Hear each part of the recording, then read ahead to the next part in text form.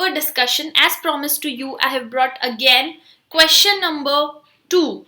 That is a 4 questions. So here we are going to discuss this 4 questions. We have already discussed question number 1, and I hope you have all just attended that video and it was helpful to you, because in RCD, as I've already told you guys, all the game is, जितना भी इसका game है, जितना भी इसका strategy, it's about understanding the questions, because answers हमको पता होते हैं, but 90% students इस paper में कहीं fail करते हैं. तो that is how to understand the questions, how to interpret the questions, because इसमें ऐसा नहीं है कि बहुत ज़्यादा case laws पूछता है या बहुत ज़्यादा indirect questions पूछता है. They ask you indirect in a very direct way. Okay, so let's start with the paper discussion. Okay, so we are going to discuss 4 questions for 16 marks. We are going to start with question number 1. During the course of secretarial audit, it was found that in one of the case of transmission of shares, the company took 4 months from the date of its lodgement. Discuss the provisions relating to transmission of shares under Companies Act 2013. If you remember guys, हमने ये chapter number 2 में पढ़ा था corporate disputes में, कि अगर कोई company share transmission particular date में नहीं करती है, so there can also be a penal provision, there can also be a default. If you remember, मैं आपको मेरे नोट से भी दिखा देती हूँ और मैंने यहाँ पे भी आंसर दिया हुआ है. सो ऑब्वियसली जब आप सेकेंड लाइन पढ़ते हो that the company took 4 months, तभी आपके माइंड में क्लिक हो जाना चाहिए कि ये this is from chapter number 2 from the penal provision. Okay, section number 56 sub section 4 में हमने पढ़ा था कि कंपनी को within the period of 1 month from intimation of transmission क्या करना पड़ेगा, उनको शेयर ट्रांसफर करने पड़ेंगे. ओके, ये वाला जो प्रोविजन है ये अमेंड हुआ है.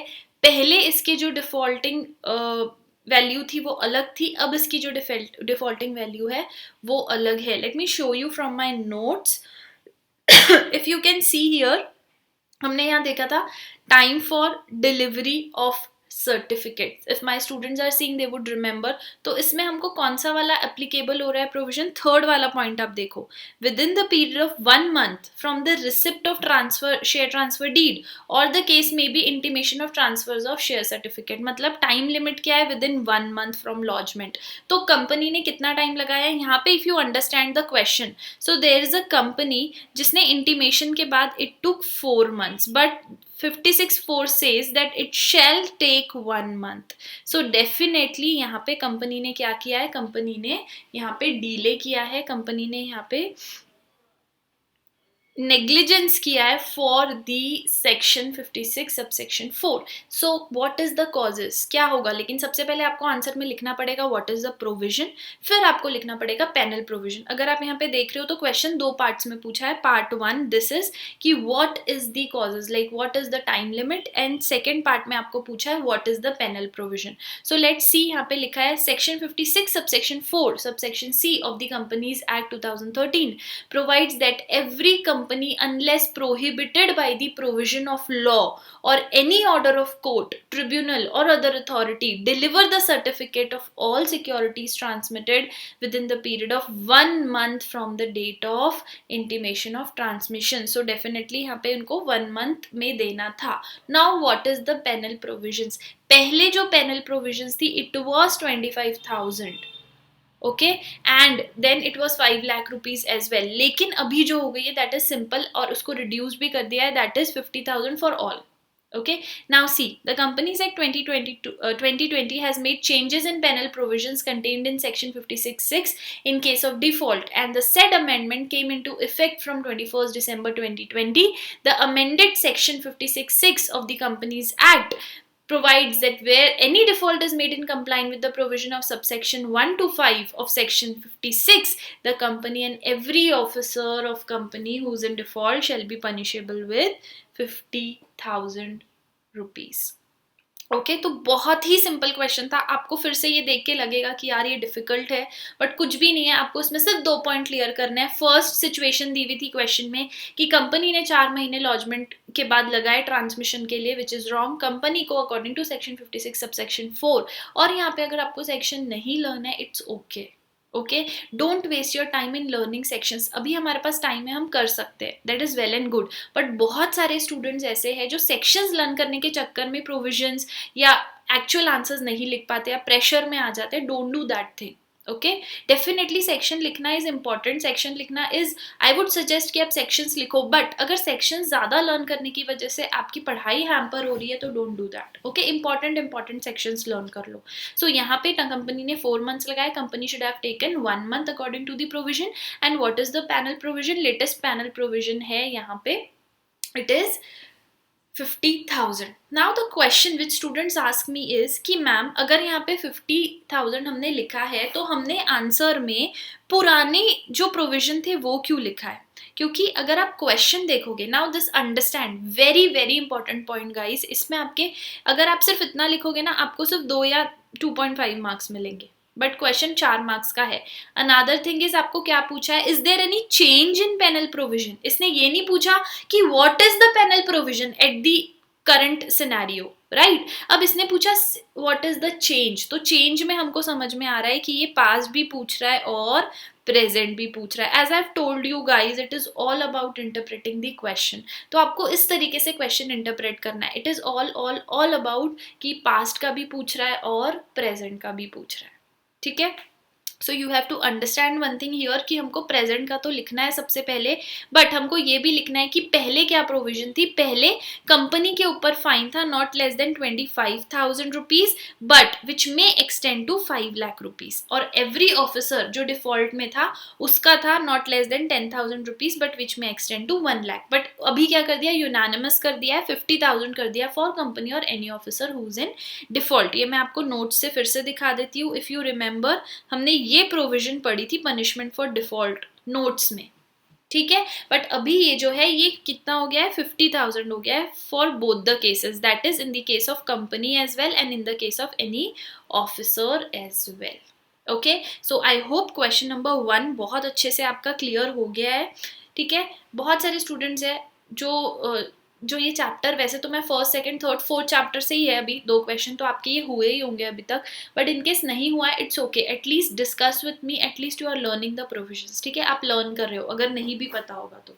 Now second question, first word से ही हमको पता चल रहा है कि कौन से चैप्टर में से है, right? It is from chapter number 3, class action suits. If you remember, class action suit can be filed by members only and the right is not avail to depositors of the company. कितना easy question है, पूरे chapter में हमने एक ही चीज पढ़ा था जो इंपॉर्टेंट थी, मैंने आपको बताया भी था कि सिर्फ मेंबर्स, ये बनाया ही क्यों गया था क्लास एक्शन सूट, कि मेंबर्स भी क्या कर सकते हैं, कंपनी को सू कर सकते हैं, और साथ साथ में डिपॉजिटर्स के पास भी राइट है कि वो क्या कर सकते हैं, कंपनी को सू कर सकते हैं इन केस ऑफ एनी फ्रॉडरी और fraud done by the company.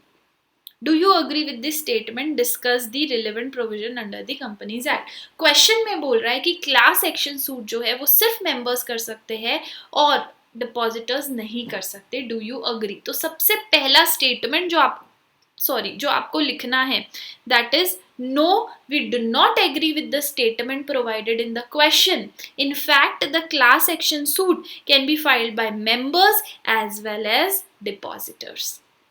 The relevant provisions are as under, if you remember 445 में हमने पढ़ा था how company and depositors can go for class action suits। तो मैं आपको ये एक बार easy chart के फॉर्म में बता देती हूँ and then we can just discuss the answer जो लिखा है आंसर फॉर्म में। Okay, so if you remember हमने पढ़ा था मेंबर्स के केस में under section 245, right?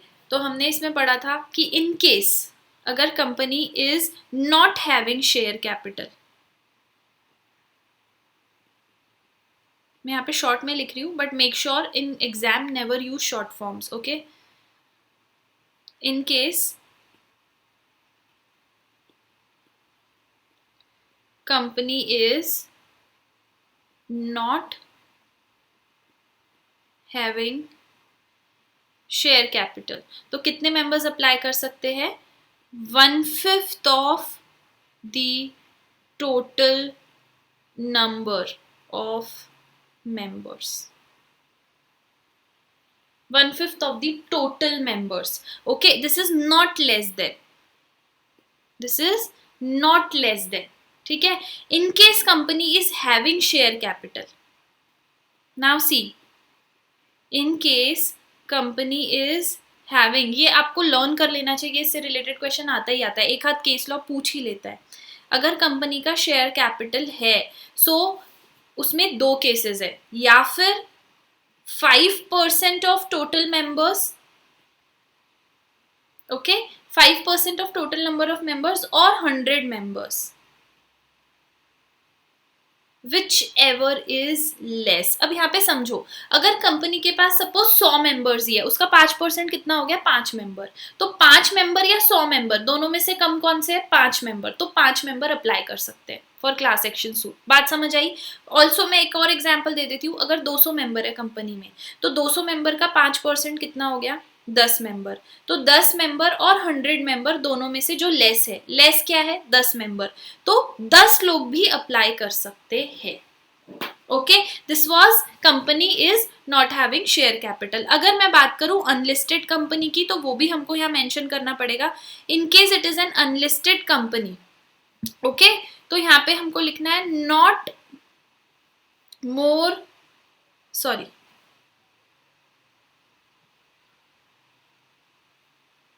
This is again not less than 5%, but यहाँ पे ऑफ टोटल मेंबर्स नहीं है, यहाँ पे not 5% of total issued capital of the company.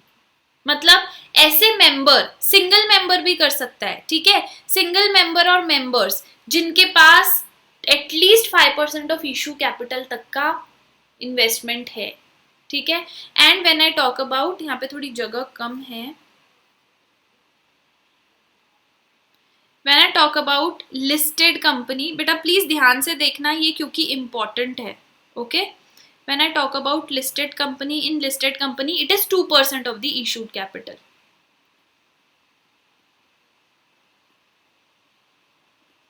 Depositors के पास जाने से पहले हम एक बार मेंबर्स का रिवाइज कर लेते हैं. कुछ भी नहीं है, बहुत सिंपल है. सेक्शन 245 बोलता है कि अगर कंपनी के पास शेयर कैपिटल नहीं है तो 1/5 of total number of members apply कर सकते हैं.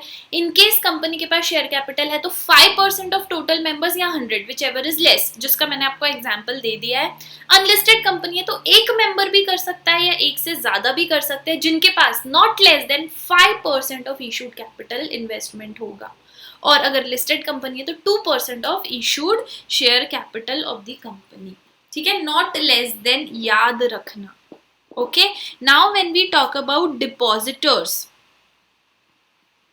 When I talk about depositors, तो डिपॉजिटर्स का क्या है, just 5% of total number of depositors और 100 डिपॉजिटर, सेम जैसे मेंबर का था हैविंग शेयर कैपिटल वाला case. This is which ever is less. बात समझ आई. कुछ नहीं है डिपॉजिटर में, 5% of total number of depositors और 100 depositor, which ever is less लिखना मत भूलना. This is very very important. Okay, और इसमें एक और प्रोविजन है जो हमको पता होना चाहिए, इससे रिलेटेड भी केस लॉ पूछ सकता है कि डिपॉजिटर्स वो भी अप्लाई कर सकते हैं जिनके पास total 5%,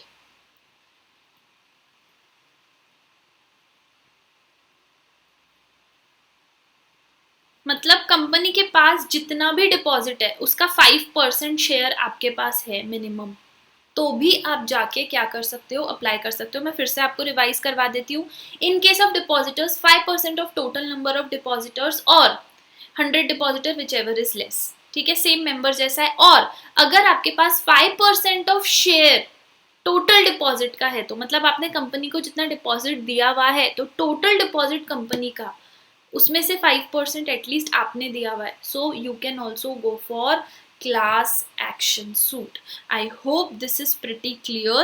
Let's go through, just a second,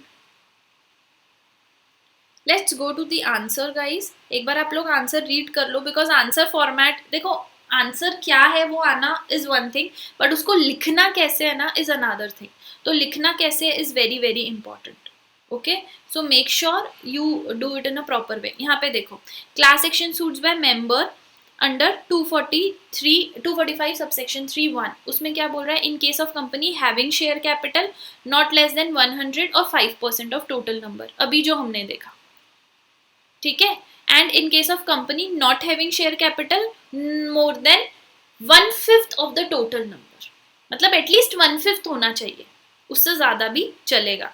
and in case of depositors हमने देखा कि 100 डिपॉजिटर्स और 5% of total number, whichever is less. Okay, whichever is less. Clear? यहाँ पे आपको पूरे लिमिट्स बताया है अलग से, बट आप उसको एक ही चार्ट में लिख सकते हो. ओके, आप उसको एक ही चार्ट में लिख सकते हो. यहाँ डिपॉजिटर्स का बताया है कि 5% और 100 डिपॉजिटर्स, और डिपॉजिटर्स जिसके पास 5% ऑफ टोटल इन्वेस्टमेंट्स है, टोटल डिपॉजिट्स है. Okay, pretty clear, very very easy, बहुत इजी है ये, कुछ भी नहीं है. अभी हमने 8 मार्क्स के क्वेश्चन डिस्कस किए और दोनों डायरेक्ट क्वेश्चंस थे. हमको ऐसा लगता है कि वो इनडायरेक्ट क्वेश्चंस थे, बट वो बिल्कुल भी इनडायरेक्ट क्वेश्चन नहीं था. Okay, great. Coming to the next question, that is a company engaged in the real estate business intended to come out with initial public offer filed a prospectus with the SEBI for its approval. In prospectus, the company mentioned that it is having a land bank in Mumbai. Land bank मैं आपको बता दूँ, land bank का मतलब होता है बेटा कोई जगह जहाँ कंपनी अपना कुछ प्रॉपर्टी क्रिएट करने वाली है, रियल स्टेट का कुछ क्रिएट करने वाली है, that is known as land bank. Okay, कोई जगह जहाँ पे कंपनी कॉर्पोरेट पर्पस के लिए या किसी भी पर्पस के लिए कोई प्रॉपर्टी डीलिंग करने वाली है, बनाने वाली है, कंस्ट्रक्ट करने वाली है. ओके, सो कंपनी है जो आईपीओ निकाल रही है, जिसने सेबी से अप्रूवल लिया है, और उसने प्रोस्पेक्टस में ऑब्जेक्ट क्या डाला है, आपको बताना पड़ता है कि आप क्यों ये लैंड इन्वेस्ट कर रहे हो, क्यों आईपीओ निकाल रहे हो. सो उस कंपनी ने प्रॉमिस किया है कि हम ये आईपीओ इसलिए निकाल रहे हैं मुझे क्योंकि वो लैंड में हमको इन्वेस्ट करना है, ठीक है, कंस्ट्रक्शन करना है फॉर रेसिडेंशियल फ्लैट. ओके, सो जिसने भी, यहाँ पे बात समझो, जो भी कंपनी में इन्वेस्ट करेगा वो ये सोच के करेगा कि ये पैसा कहाँ जाने वाला है, ये रेसिडेंशियल फ्लैट्स की कंस्ट्रक्शन में जाने वाला है. ओके, डेफिनेटली आप कंपनी जो बिजनेस के लिए आईपीओ कर रही है वो बिजनेस देखकर इन्वेस्ट करते हो कि इसमें ग्रोथ रहेगा कि नहीं रहेगा, राइट. तो जिनने यहाँ पे इन्वेस्ट किया था यही सोच के किया था कि यहाँ पे ग्रोथ रहेगा कि नहीं रहेगा, और उसको कहाँ इंटरेस्ट था, कंस्ट्रक्शन ऑफ रेसिडेंशियल फ्लैट्स, इसीलिए उसने इन्वेस्ट किया था. तो आगे देखो, कंपनी के पास लैंड बैंक है मुंबई एंड पुणे में, and proceeds of the IPO shall be utilised for construction of residential flats, और कंस्ट्रक्शन ऑफ रेसिडेंशियल फ्लैट्स के लिए ये यूज किया जाएगा. Ashok invested in the IPO. अब अशोक एक पर्सन है जिसने आईपीओ में इन्वेस्ट किया, and also got the allotment letter. Letter on it was discovered that company was not having a land bank either at Mumbai और पुणे. मतलब कंपनी ने लोगों से पैसे तो ले लिए, बाद में पता चला कंपनी का तो कोई लैंड बैंक ही नहीं है, कोई जगह ही नहीं है मुंबई और पुणे में. At the time of the issue of prospectus, it had only entered into an agreement with the owner of the land for its redevelopment and thereafter construction of residential flat on lease basis. अभी यहाँ पे issue of prospectus के time पे उन्हें agreement किया था owner के साथ, लेकिन कुछ डिस्प्यूट्स की वजह से जो लैंड ओनर है उसने रिफ्यूज कर दिया लैंड देने से. लेकिन अब इन लोगों ने आईपीओ इन्वेस्ट कर दिया है, इन लोगों ने लोगों से पैसे ले लिया है, अपना ऑब्जेक्ट बता दिया है, तो अब क्या, what recourse is available to Ashok who has invested in IPO. अब अशोक के पास क्या ऑप्शन बचता है.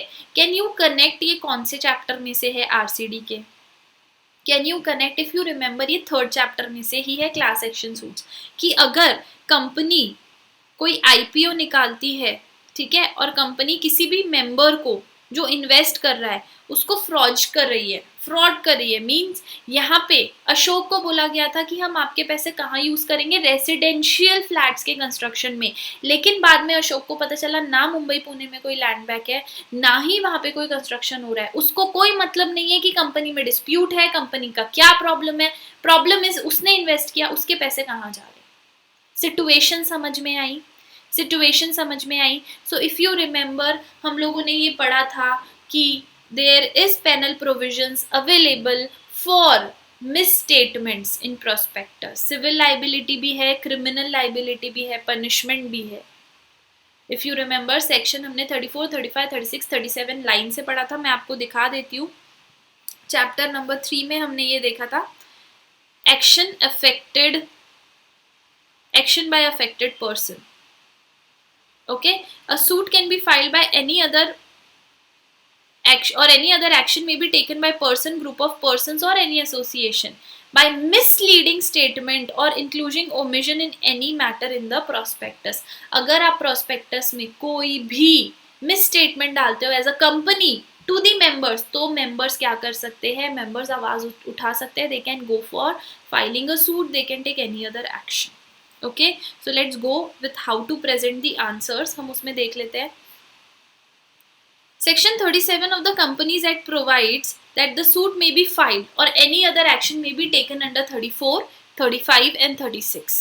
तीनों में बता रहा है 34 for criminal liability for misstatement, 35 for civil liability for misstatement and 36 for punishment for fraudulently inducing persons to investment. Okay अब यहाँ पे इसमें बोल रहा है कि 34 सेक्शन बोलता है कि company provides a criminal liability for misstatements according to this section where a prospectus issued circulated और distributed under chapter 3 includes any statement which is untrue. और यहाँ पे वही हुआ. यहाँ पे क्या हुआ? यहाँ पे उनने जो प्रोस्पेक्टस में स्टेटमेंट डाला वो क्या था? अनट्रू था. तो यहाँ पे उनको कौन से सेक्शन के अंडर लेकर जाया जाएगा? Fraud. Fraud is what? Section 447. इसमें भी हमने पूरा चैप्टर पढ़ा है. ओके और सेक्शन 35 क्या बोलता है कि अगर provides civil liability for misstatement according to this section where a person has subscribed of securities of a company acting on any statement included or inclusion or omission of any matter in the prospectus which is misleading and sustained any loss, then the company and every person who is a director of the company at the time of issue of prospectus has authorized himself to be named and name in the prospectus of director. उसको क्या लगेगा? उसको definitely penal provisions लगेंगे. Clear है? Clear है, ये हमने देखा था if you remember. Yes clear.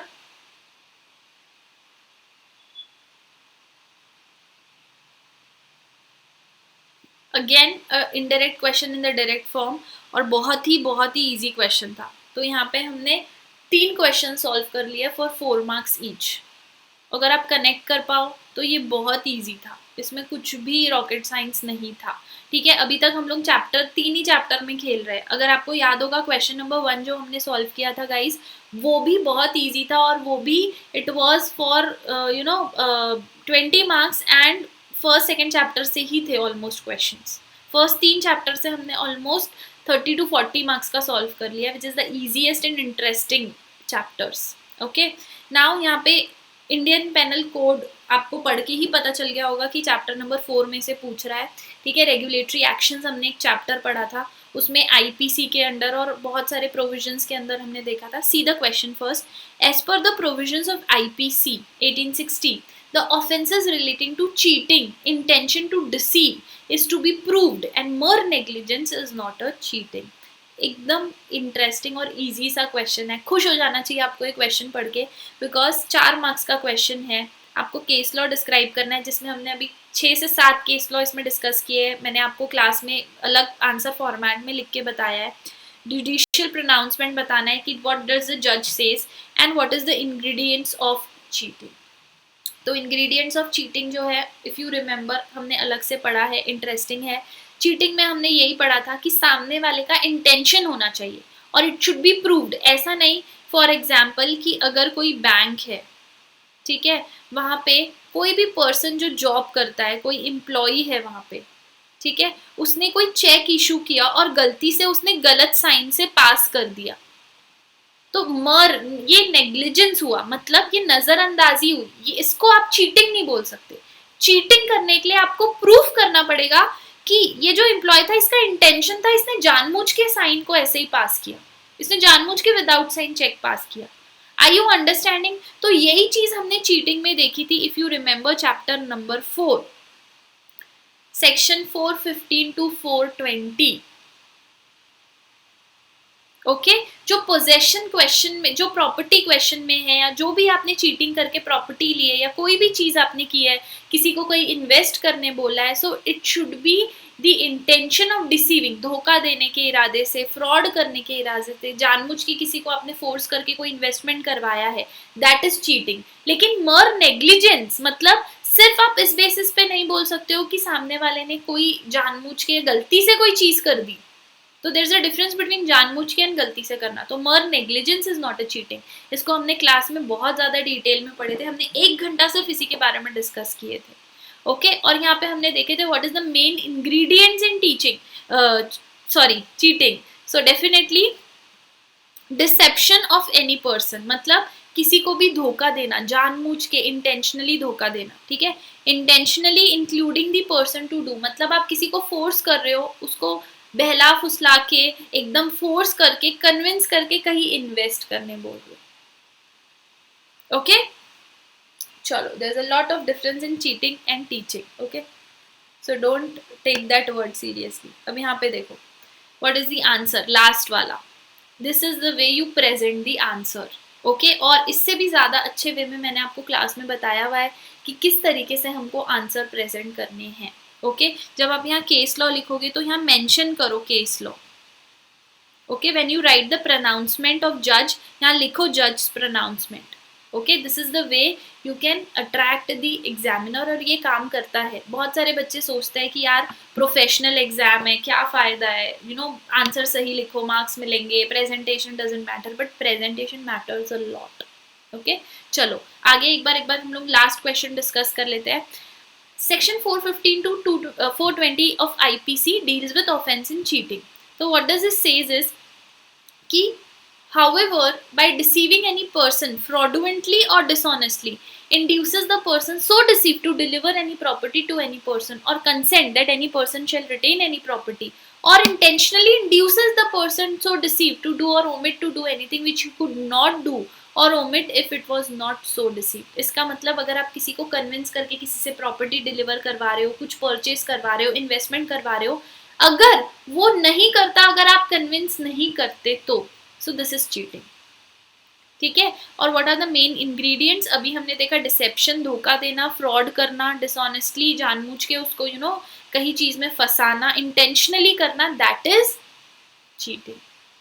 लेकिन कोर्ट का प्रोनाउंसमेंट क्या था, मर नेग्लिजेंस इज नॉट चीटिंग। जैसे एक केस मैं आपको बता देती हूँ, TR Arya versus state of Punjab, जैसे अभी मैंने आपको बताया, a bank employ when on comparison of signature of drawer passes a cheque there may be negligence, वो नजरअंदाजी हो सकती है बट वो resulting in loss to bank but can not be held as cheating. Cheating के लिए आपको proof करना पड़ेगा कि दिस इज मर इंटेंशन या जानबूझ के आपने किया है। ठीक है सिर्फ नेग्लिजेंस, सिर्फ नजरअंदाजी ये नहीं बोल सकते कि सामने वाले ने चीटिंग किया, otherwise there would be lot of cases on cheating. इसीलिए ये मेन इंग्रेडिएंट्स डाले गए। Okay so I hope guys आपको ये हेल्प किया होगा। हमने ऑलमोस्ट 30 to 40 क्वेश्चंस 40 मार्क्स के क्वेश्चन सॉल्व कर लिए हैं, and this is you know from chapter number 1 to 4। अभी तक हम 5-6 चैप्टर में गए भी नहीं है। So just understand there are 9 chapters in ICD RCD and पूरे 9 chapters बहुत important है और बहुत interesting है। आपको पढ़ते टाइम पता भी नहीं चलेगा टाइम कब गया। Okay, so just make sure that you are you know studying everything logically, not only in RCD but कोई भी subject हो, चाहे executive का हो, professional का हो, CSET का हो, unless and until you know you are not studying logically, आपको वो बार बार रिवाइज करना पड़ेगा, याद करना पड़ेगा। बट एक बार अगर आप कोई चीज़ लॉजिकली लर्न कर लोगे तो आपको याद करने की ज़रूरत ही नहीं है, इवन रिवाइज करने की भी ज़रूरत नहीं है। And past exams question solve करना इज़ वेरी इंपॉर्टेंट बिकॉज वो आपको एग्जैक्ट सिनेरियो देता है कि पढ़ना कैसे है, आता कैसे है एग्जाम में क्वेश्चन। ट्रस्ट मी इतने स्टूडेंट्स हैं जिनको ये भी नहीं पता कि पेपर पैटर्न क्या है। So don't do that, study index, paper pattern देखो वेबसाइट्स में जाके। Okay, so we are going to come with another video for question number 3 of RCD. Okay, great. Thank you so much guys.